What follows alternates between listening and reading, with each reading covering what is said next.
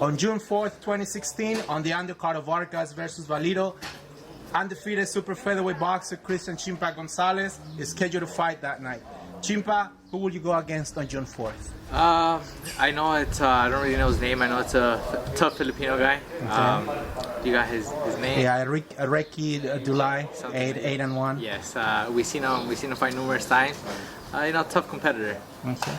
The way your boxing career is going, 5 fights in 2014, 4 fights in 2015. First time you'll be fighting at a bigger venue. How does that make you feel? Oh man, it's extremely motivational for me.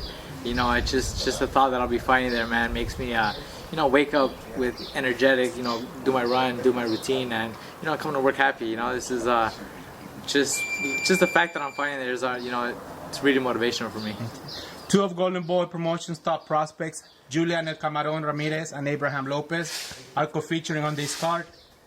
How do you see this fight shaping up? Oh man, both guys are really good buddies of mine. It's gonna be really good. That's why there will be the co-main event on HBO card, and I think it's right. It's gonna be a very, very competitive fight. I see this fight 50-50, man. I just see better man win, man. The guy that comes best prepared, I think is gonna win the fight. Could this be the year when Christian Gonzalez makes his transition from prospect to contender? What do you think? We're just, we're doing fight by fight. I'm 20 years old. I still got a lot to prove, but we're working it. We're working on it. I still got a lot to learn, but I think I still have a little more time to prove myself. So I think in a year or two. Since we're on the subject, what would you need to do to become a contender sometime this year or next year? Just keep proving myself. Just keep getting victories. I'll be fighting at a bigger venue this time. Different people will be watching, and just keep winning and giving the fans a great performance. Joseph Diaz made his successful HBO debut on March 26th. Ramirez versus Lopez are going at it on June 4th.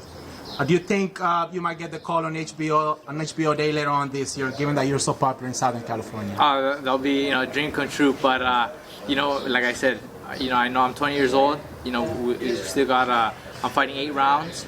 But sometime I believe hopefully next year we'll get the call to make my debut on HBO. What are some of the new things you've been working on here at the gym to become a better fighter overall? Well, after every fight we look at film.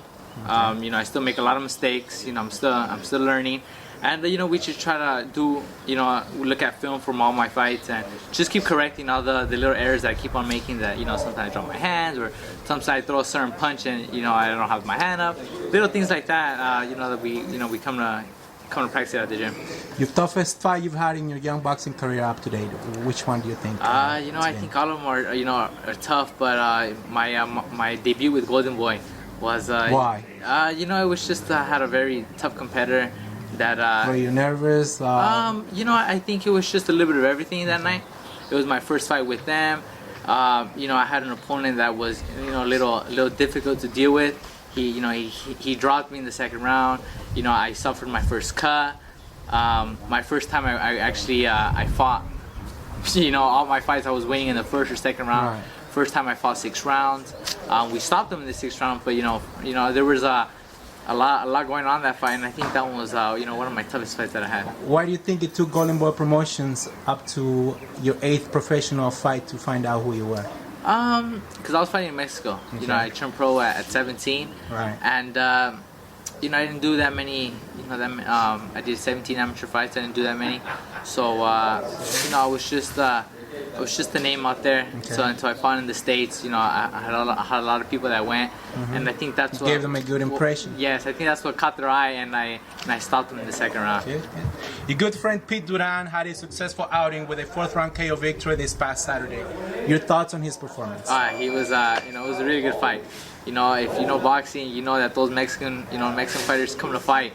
And he was no obsession. He came to fight, and Pete's I sparred with Pete numerous times, and he's real fast, and he showed it. He showed it on Saturday. His speed and his power, and he was able to take him out there. I believe in the 4th round, not right.